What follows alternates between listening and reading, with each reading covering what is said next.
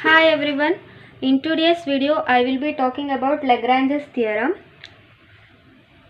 The theorem is something like this: if G is a finite group and H is a subgroup of G, then the order of H divides the order of G. Here they have given group, finite group G and subgroup H, and here we have to prove that order of subgroup divides order of group, and provided if the group is finite. Okay, so here we have to prove order of subgroup H divides order of G. Okay, now coming to proof, let order of G is equals to n and order of H is equals to m.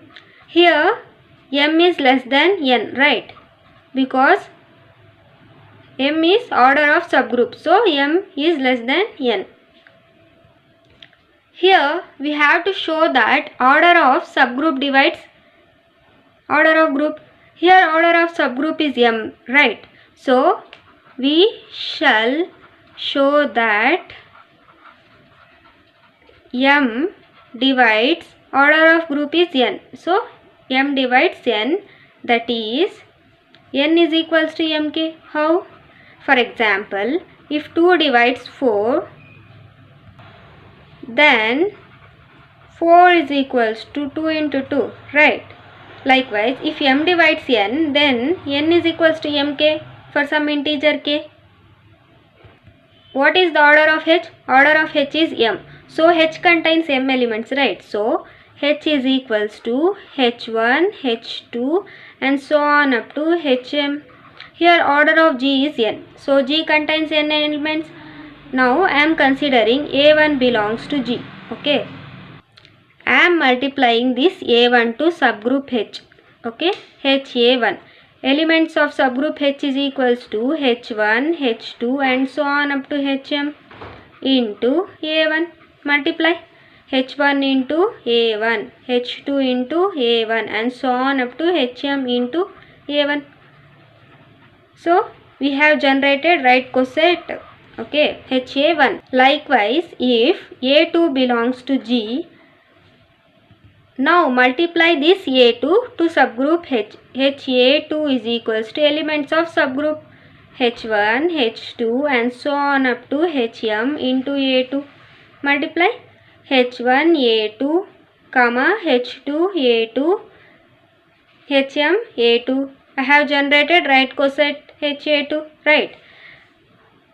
Here order of G is equals to n, right? So it contains how many right coset? HAN right cosets. Okay. In the previous video, I have solved one example. If G is equals to 1, minus 1, I, minus I, H is equals to 1, minus I, minus 1. Now I am multiplying this one, element of G, to the subgroup H. Okay, H into 1. Elements of subgroup H is 1, minus 1 into 1. 1 into 1 is 1. Minus 1 into 1 is minus 1.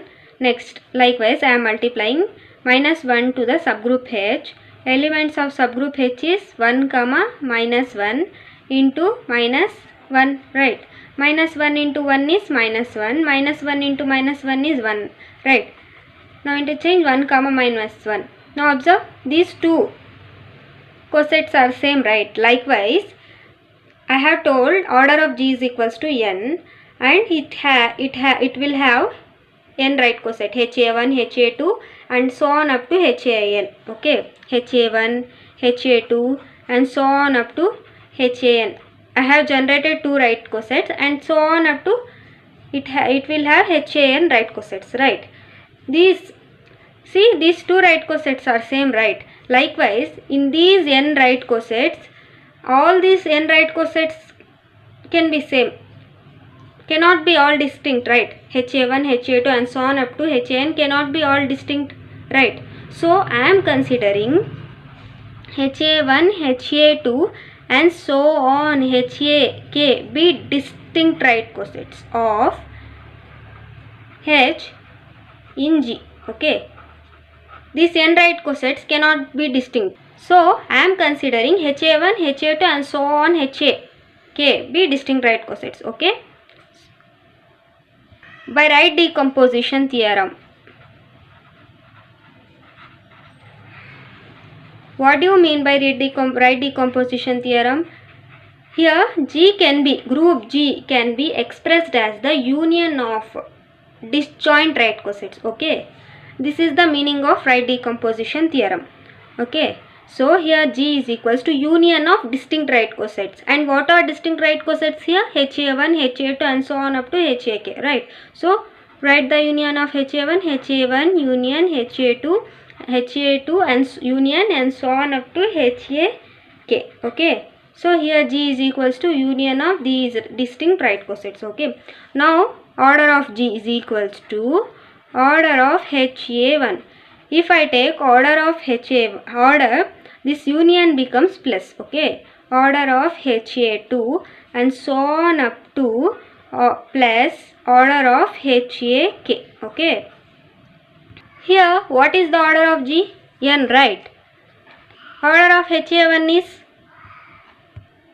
HA1 contains m elements, right? So order of HA1 is m. Likewise HA2 contains m elements. Then order of HA2 is m. Likewise order of HAK is also m, right?